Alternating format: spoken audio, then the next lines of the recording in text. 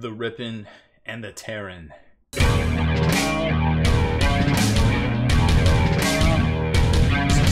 Spiky Bits. Welcome back, Hobby Maniacs. I'm Rob Bear from SpikyBits.com, and in this video, we're gonna unbox and build the new Leviathan Siege Dreadnought with close combat weapons, which is really interesting take by Games Workshop, I suppose. So this is an $80 kit, and you can also purchase the sprue with these extra bits right here for $27 direct from Games Workshop themselves. So, a couple of thoughts. And of course, remember, you can always get your hobbies for less from dicehead.com, Amazon. Hopefully, your local game store gives you at least 15% off because, well, hobbies aren't getting any cheaper. Just real quick, you know, I wanted to talk a little bit about, there's a couple of takes here. And, you know, fast forward if you just want to get to the unbox and build part, of course. We got all the timestamps and everything in there. But in some ways, this is good because GW is just putting out the close combat sprue. And you can purchase that separately if you want to wait and actually get the shooty version of the Leviathan. It's all one data sheet, Leviathan Talon in the book. So, you know, having two different kits is, you know, I'll call it what it is. It's a little bit of a money grab by Games Workshop. You know, I feel like they could have just done it a different way instead of two full kits. You know, and they're obviously putting this one out because, you know, I feel like most people want the shooty one. So, you know, there's a lot of mixed feelings here because at least you can mitigate that some by ordering that sprue now, which I would definitely recommend. And that way, when the close combat or the shooting one comes out, you'll have the close combat sprue, so you can just magnetize everything and you're good to go, if that's your thing. Me personally, I don't see, I mean, at $80, this thing was a lot more from Forge World. I don't even remember at this point. I want to say it was 150 bucks when I bought it and did our unboxing video back in like 2015, 2016. I feel like they could have just put the extra sprue in here for the close combat weapons, called it 100 bucks, called it a day, good to go, right? But they're doing the same thing they do with all the Chaos Knights. They're doing the same thing they did with the Bane Blades. They put them out separately, and then eventually it will be the same box for a little bit more money. And it'll probably be $100 for all of the kits at some point in the next 2 to 3 years when they get their nut and they've sold all their sprues and they've made their money back. But this is sort of the thing that's pissing everybody off. Because we're kind of tired of it. It's 2022, you know, money is, I don't know how money works, but it's not working very well right now, for sure. And I feel like, you know, it's stunts like this are pushing a lot of people out of the hobby. So now we'll climb down off the soapbox, because you probably won't get that hot take from the people that they send these things out to for free. Of course, we always purchase all of our Games Workshop products here from local retailers to help support them, and also be able to actually give you our real opinion and not be bound by some stupid piece of paper NDA with a non-compete clause. Man, oh man. Ooh, I am on a tear today. Anyways, all right. So enough politics. Let's talk about the actual kits themselves. So $80. You can get that extra sprue. This is going to come with 4 fat sprues in here that are just stacked with bits, right? And we'll take a look at those in a second. I believe that's an 80mm base, but we'll verify here in a second as well. All right, instructions. All right, so we got instructions here. Let's take a look. So it looks like they did it about the same style as the Necromunda and as the stuff that came in the starter set. You're gonna get an extra foot here, like a flat foot and a walking foot, which, you know, always gives you some really cool posable dynamic kind of look. I do like here that they twist this around so you can tell that that's the front and what's the back here. Flat foot. Okay, so they give you the stepping foot option right here, so yeah, there's that. This looks a little wonky. I'm not sure how that's all going to pan out, but in theory it looks okay. But I mean, just looking at that, it looks like a little bit of a convoluted mess. The rest of this here looks okay. You've got 3 different fronts. You got the eye front, you've got the Imperial front. I think this one has, yeah, this one has a spiky cowl, and it has the eye front right there, or the cockplate, as we like to call it in the biz. Then the torso.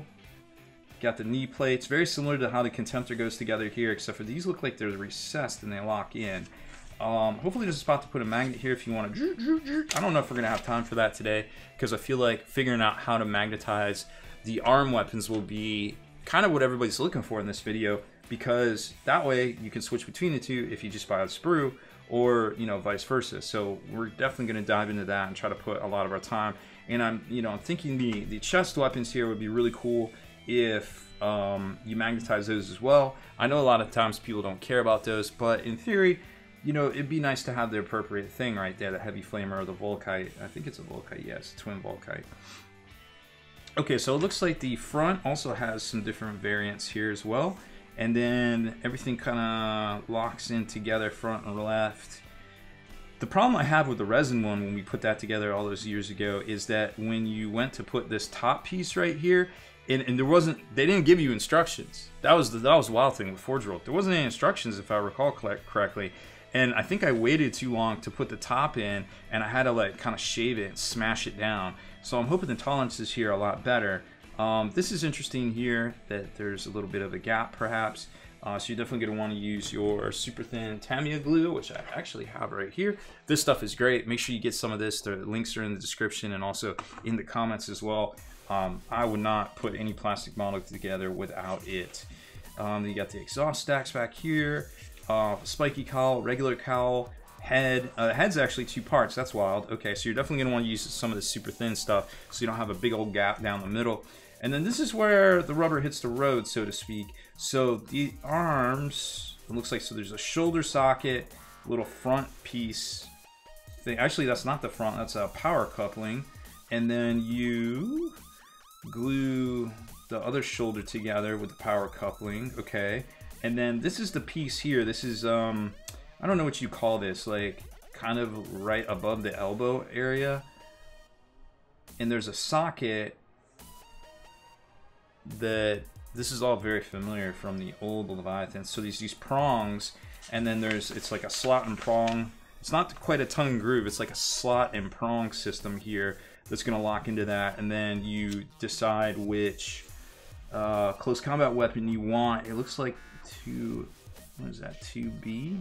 2B, 2A, 2B.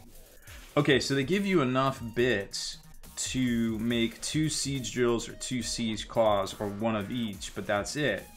So if you do want 2 of each, siege claw or siege drill, you will have to buy that extra sprue, unfortunately, because they're limiting you by this bit, 12A and 12B. They don't give you extra ones. It doesn't look like. I guess they're specific. They don't seem specific, but. And then what I do like too is you can do the little bzz, bzz, or the little snippy snips. You can have them open or closed. Then it tells you to lock the top torso into the bottom assembly, and then attach the shoulder, the, I don't know, the upper arm, the elbow socket, and the lower arm. And then there's a power coupler, which is going to lock into those sockets on both the lower arm and the shoulder itself. Now, I'm not a fan of these dedicated power cablings, because you can't have posability and it's really hard to magnetize things. And I can tell you right now, my initial thought is that I'm going to glue that power coupling into the forearm right here, and then it would just lock into the top and be okay. But then that would probably limit however we decide to magnetize this.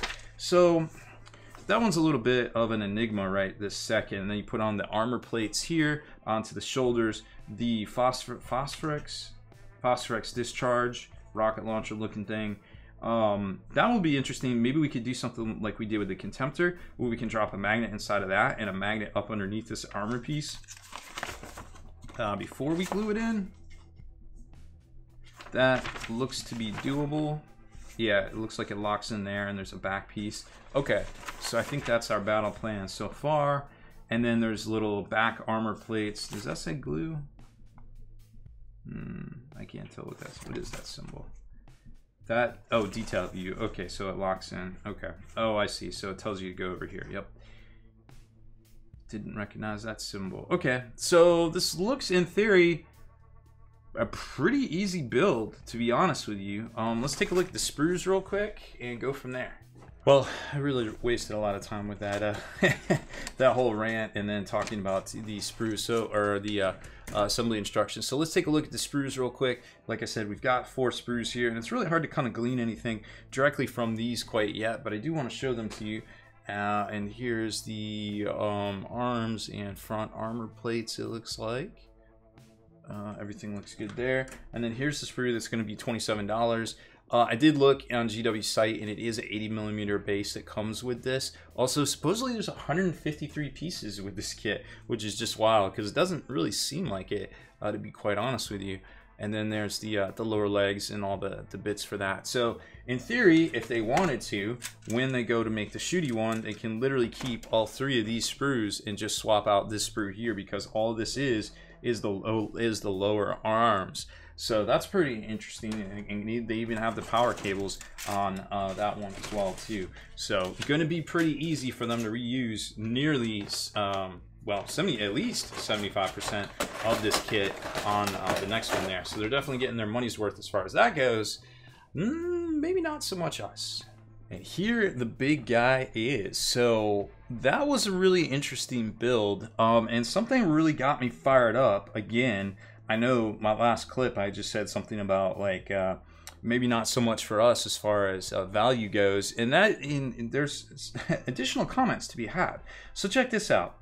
So as far as magnets go, I was actually supposed to kind of do this as a sponsored post with Magnet Baron, but I never got back to him because I've been so busy, and I was actually in the emergency room and been having a lot of health issues lately.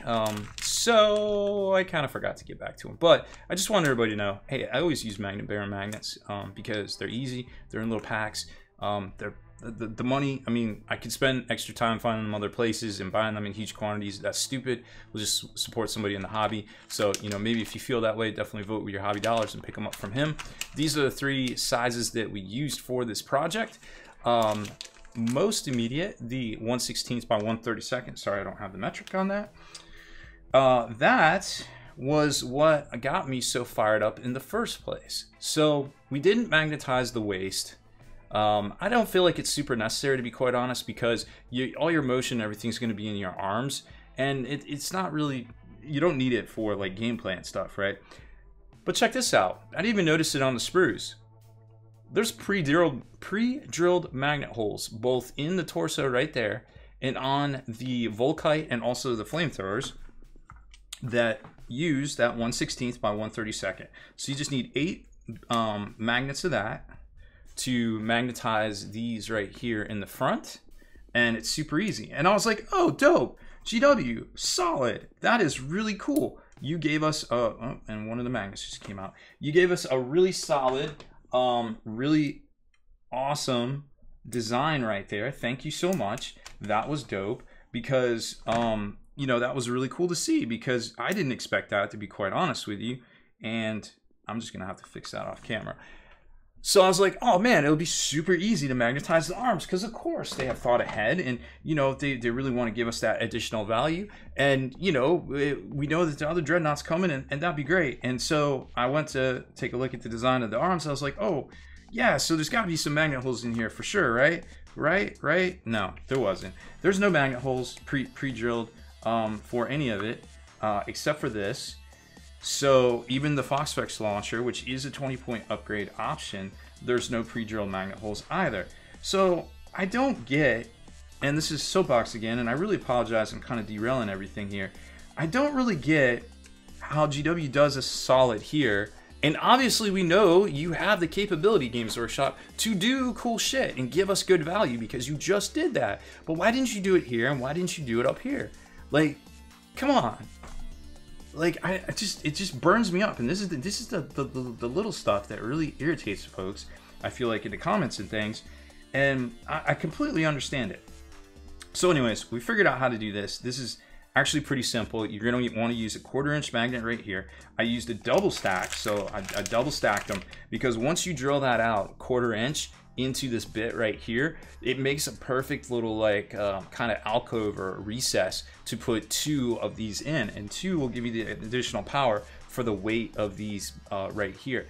And then you actually only have to put the a 1/4 inch by 1/32 inch magnet right above it in the well, it wasn't really made for that, but it was made for the piece of plastic that was on this. But it's actually, I guess, in some ways pre-drilled out right there. So you just plop that in. But that wasn't why that was there. It was there for actually the plastic bit that went right there. So you just need 1/4 inch magnet by 1/8 and times 2 for both arms. And the cool thing is the little hinge right here actually is very, very taut. So you can just have additional movement without having to magnetize that at all, like we saw with the Contemptor. So that was pretty neat. So you can do that sort of thing. Now I didn't glue in the power couplings back here or the power lines because I thought it was stupid, because if you do, you can't do cool things like and have like all the, you know, cool robot motions and voices. Same with over here, it all just kind of works, and it's pretty dope. And then last but not least, and I actually didn't glue this down so I could show you, and I wanted to see if it would actually go in there if you forgot to do it, and it does. It wasn't like the old one. I took a, which one is this? This is a this is a 5/16 by 1/18 inch magnet right here that you just glue on the inside so it can attract through this plastic. And you're gonna actually want to put another one inside of this. When you build it, it perfectly fits in there. You only have to put a smidge of glue because it's pretty much the whole inside cavity right there. And that way it attracts pretty well through all that plastic, believe it or not, which was pretty dope. So that was a nice little find right there. So then we're just gonna lock that back down. So not too much as far as, you know, magnets go. You just need two of these, one for each arm, one of these. Well, actually 2 of these for each arm, so total of 4.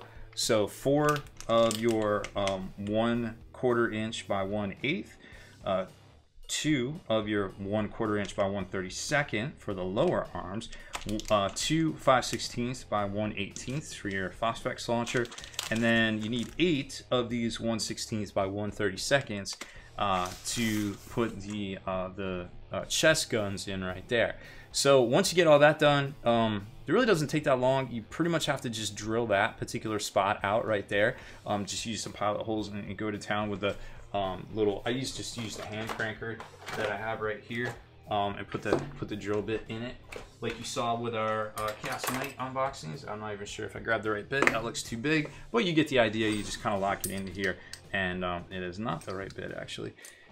And boom, just as long as you have a pilot hole, you can get in there with these flutes and really start grinding on it right there. So overall, I think I'm really impressed with the kit. It goes together well. The price point compared to Forge World is also good, but the things that are off-putting about it is the fact that they pre-deared the holes, and we knew that they could have given us an extra value, and they will eventually put this kit out just like they did with the Night Armigers, just like they do with everything, after several years. So they make their money. But I feel like if they just gave us that extra value in the beginning, even if they just put the magnet holes in here, that would be extra value enough to me to not have to do all this sort of things right here. So they still have some room for improvement, but it's a really cool kit. It goes together well. Tons of posability, tons of range of motion, depending on exactly what you want to do. And you know, you don't necessarily have to lock in those power feeds back there too. And there's a little bit of blue tack that I put in there. Oh, and you know, they say that this is actually supposed to sit back here, but that's not going to work if you put the magnet in there, and I don't think it makes no difference, to be quite honest. It's just a little bit more towards the front, which who cares at that point, right?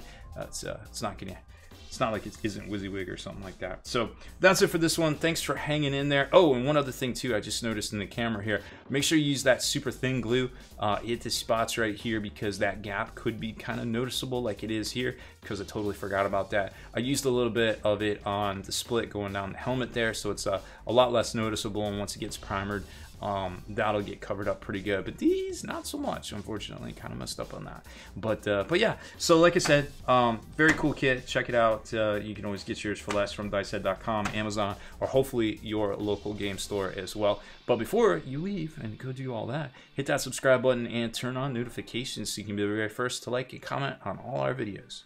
If you liked that video feature, consider supporting us over at patreon.com and get back in the mail each month a miniature crate full of some of the stuff we review here, as well as some of the top 3D artist designs out there too, to help support what they're doing.